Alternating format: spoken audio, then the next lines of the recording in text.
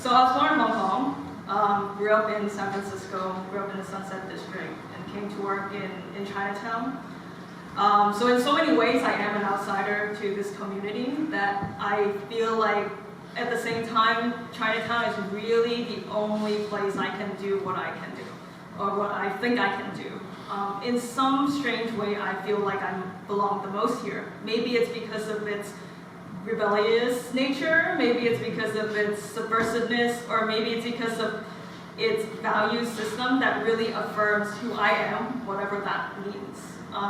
The reason, by virtue of existing and by virtue of existing forever, Chinatown represents something that is so, so defiant of that white Christian force. And kind of referencing back to what Gordon was saying, that so much has changed in Chinatown, and yet so much has not changed.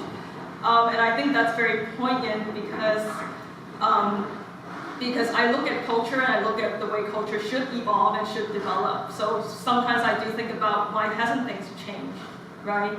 And it maybe perhaps it's because of those forces, or maybe because of maybe Chinese people were really trying to assimilate into American culture. It striked out some of the possibility of Chinese culture to be practiced in its very fullest in the US context.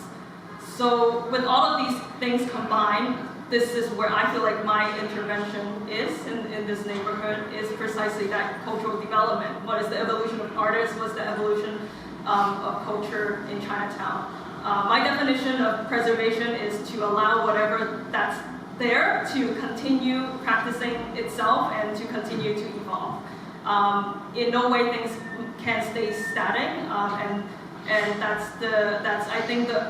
I think that's the only way to get through it. So whatever that means, that's the only way to get through it, and I'm pretty, persistent about that. So that's why I think Chinatown should exist forever and ever, and that's why I think, that's how I think we could attempt to preserve it. Yeah.